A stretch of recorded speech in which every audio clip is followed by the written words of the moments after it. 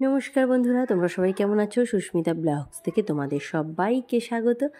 তো আমরা আজকে তো বাপের বাড়িতে যাব। তো এখন বাড়িতে আছি, বাড়ির সব কাজকর্ম সেরে তারপরেই যাব।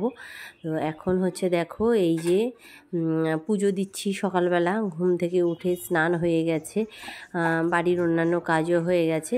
আর এখন হচ্ছে এই যে এখন গাছে যে সাদা ফুল ফোটে, তো সেই ফুল দিয়েই ঠাকুরদেরকে পুজো দিচ্ছি। আর একটা জায়গায় বেরোনো মানে বুঝতেই পারছো যে প্রচুর কাজ থাকে, জিনিসপত্র সব গুছিয়ে নিয়ে তবেই বেরোতে হয়। তো মোটামুটি কালকে তো আমি সব গুছিয়ে রেখেছিলাম ব্যাগপত্র, কিন্তু এখন রান্না বান্না করব, খাবো দাবো, বেশি কোনো কিছু রান্না করব না, খুব সিম্পলি। তো সেটা করেই যাব। আবার পুজো করা হয়ে গেল, এবার হচ্ছে মেয়েদের টিউশন পড়াও হয়ে গেছে। দেখো ওরা কি করছে, এই যে তাদের মিস পড়িয়ে গেছে, আর দেখো কি অবস্থা করে রেখেছে। শোনা, হ্যাঁ দেবো, বলছি না কাঁচি দিয়ে কিন্তু ওই যে আঙুলটা কেটে গেলে আর মামা বাড়ি যেতে পারবে না, রেখে দাও। আর এই যে শোনো, আমি যেটা বলছি, বই খাতা গোছাও, বই খাতা গুছিয়ে নাও। দেখো কত বই খাতা চারিদিকে ইয়ে করে রেখেছো, বই খাতা গোছাও মনাই, এই যে গুছিয়ে নাও, গুছিয়ে নাও। তো আমি এখন একটু রান্নাঘরে যাই, কারণ কিছু এখনও খাইনি সকাল থেকে। তো এখন একটু খাওয়া দাওয়ার ব্যবস্থা করতে হবে, যদিও আমি স্নানের আগে কিছুটা করে গেছি। দেখো সব বাসন সিঙ্কে পড়ে আছে, এগুলো সব পরে করতে হবে। আর আজকে যেহেতু বাপের বাড়িতে যাব, ওই জন্য সেরকম কিছু করব না, একটু এটা ভাজবো, মেয়েদের একটু সেদ্ধ ভাজা দিয়ে খাইয়ে দিয়ে যাব, কোনো ঝোল তরকারি আজকে করব না। আর একটু হচ্ছে স্যান্ডউইচ করব, এই যে বাটার আর হচ্ছে সস, আর এই দেখো এখানে হচ্ছে একটু পেঁয়াজ কুচি, শসা কুচি, টমেটো আর একটু বিট নুন দিয়ে দিচ্ছি। আর এটা হচ্ছে মিওনিজটা দিয়ে ভালো করে মাখিয়ে নিলে মানে এটা বেশ নরম হয়, খেতেও ভালো হয়। আর একটু গোলমরিচও এর মধ্যে দিয়ে দেব।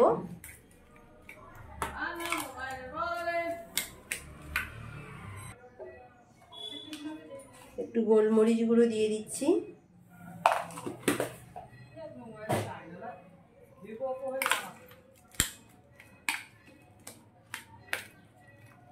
আজকে যেহেতু আর কাউকে মানে করে খাওয়াচ্ছি না, নিজের জন্যই করছি, ওই জন্য অত যত্ন সহকারে করছি না, ওই রেডিমেড করতে হয় তাই করছি। এই যে বাটারটা শক্ত, কিন্তু শক্ত হলেও কিছু করার নেই, এখন আর নরম করার টাইম নেই,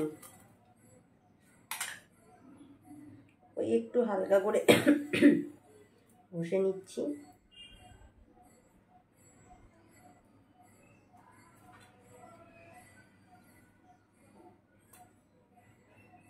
শক্ত হয়ে আছে।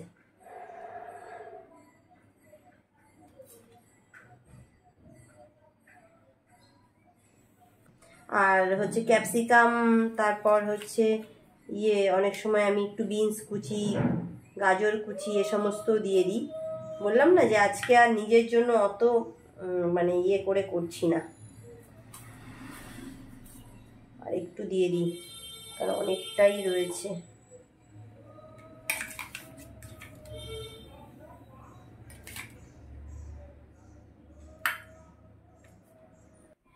তো তোমাদের সাথে কথা বলি, একটু সংক্ষেপে শেয়ার করি কথাটা, যে এখন তো আমাদের ইচ্ছে ছিল না, কারণ মেয়েদের স্কুল খুলবে সামনেই।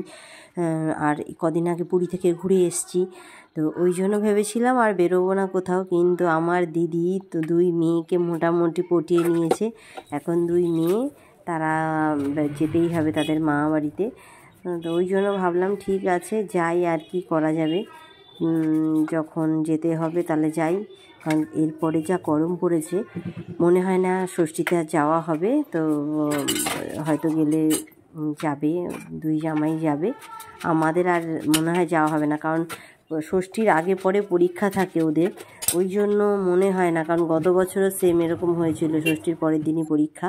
তো বন্ধুরা দেখো, খাওয়া দাওয়া করে জামা কাপড় অনেকগুলো কাচলাম, আর মুখে তার মধ্যে একটুখানি ঘরোয়া রূপচর্চা। তোমরা এর আগের যদি ব্লগ দেখে থাকো তোমরা তো নিশ্চয়ই বুঝতে পারো যে আমি কি মেখেছি।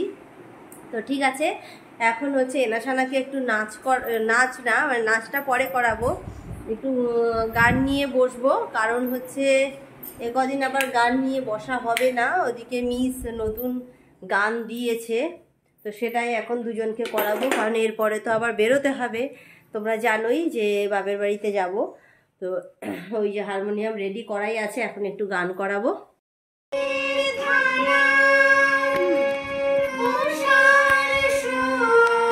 না উষার না, উষার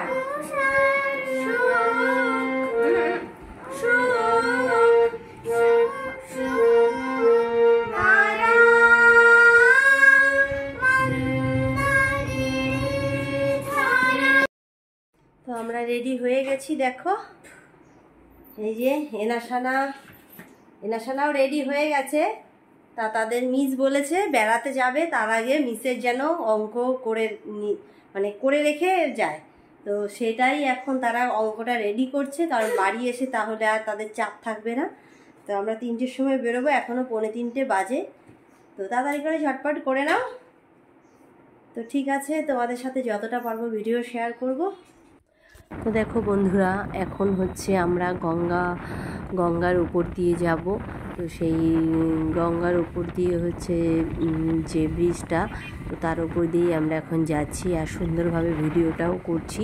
তোমাদের দাদাভাই বাইকে করে আমাদেরকে দিয়ে আসবে হচ্ছে এই জাস্ট এই গঙ্গাটা পার হওয়ার পরে একটা ইয়ে আছে, একটা মোড় মতো আছে। তো সেখানেই আমরা দাঁড়াবো, কারণ ওখানে আমার দিদি জামাইবাবু ওরা গাড়ি করে নিতে আসবে, তারপর একসাথে আমাদের নিয়ে তারপর হচ্ছে বাপের বাড়ির উদ্দেশ্যে রওনা হব।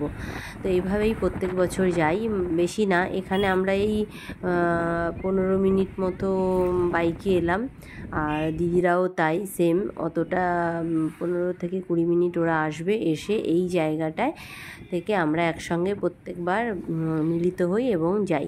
আর দেখো এখন এই যে পাশে কাজ হচ্ছে, আরেকটা ব্রিজ তৈরি হচ্ছে। তো সেই সমস্তরই সব দেখো জিনিসপত্র, অনেক দিন ধরে কাজটা হচ্ছে, আর সত্যি একটা বড় একটা প্রজেক্ট হতে তো একটু টাইম লাগবেই। আর রাস্তাগুলো খুব সুন্দর হচ্ছে। আমাদের বাড়ি থেকে এমস হসপিটালটা, এমসটা তৈরি হচ্ছে মানে হয়েছে, এখনও অনেক কাজ বাকি আছে। তো সেই এমস থেকে আমাদের বাড়িটা কাছেই, আর ওই জন্য এমসের জন্য এই রাস্তাঘাটগুলো এত উন্নত হয়ে গেছে না, মানে কি বলবো, খুব সহজেই মানে পৌঁছে যাওয়া যাবে। রাস্তাঘাট এত সুন্দর তৈরি করেছে, ফ্লাইওভার, প্রচুর ফ্লাইওভার তৈরি হয়েছে। তো মানে জ্যামের ব্যাপার আর হবে না। তো যাই হোক, খুব ভালো লাগছে।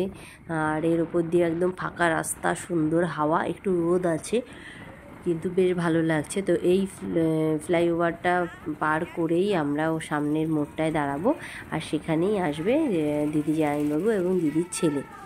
আর আমার মেয়েরা তো খুব এক্সাইটেড, মামা বাড়ি যাবে, তার মধ্যে আবার মাসিদের সাথে দেখা হবে, মানে বিশাল আনন্দ, তাদের আনন্দই আনন্দ, মজাই মজা, এরকম একটা ব্যাপার।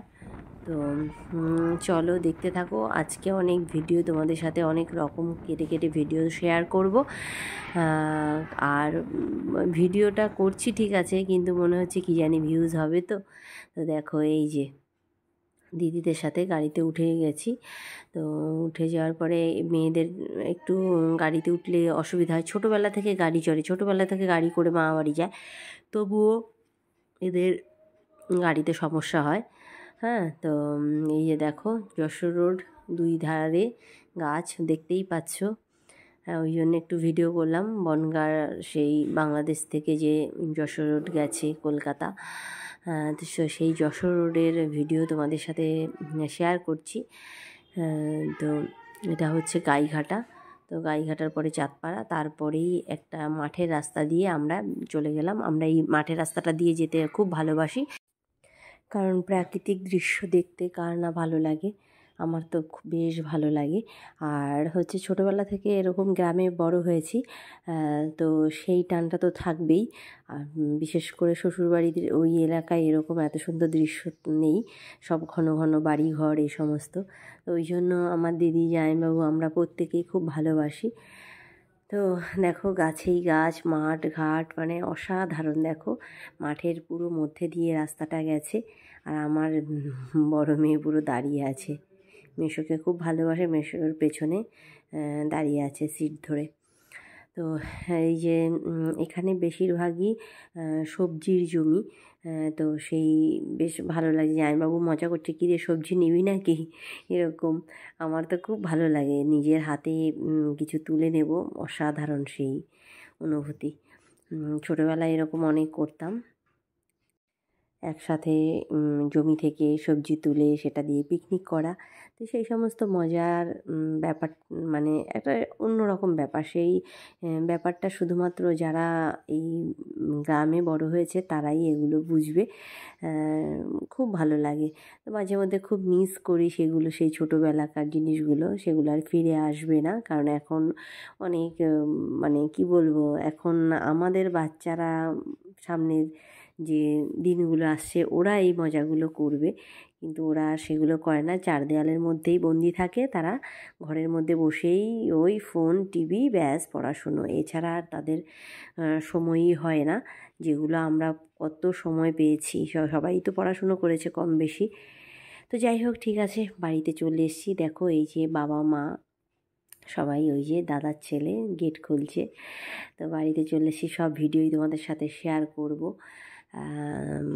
মানে পাট পাট করে অনেক ভিডিও তোমাদের সাথে শেয়ার করব।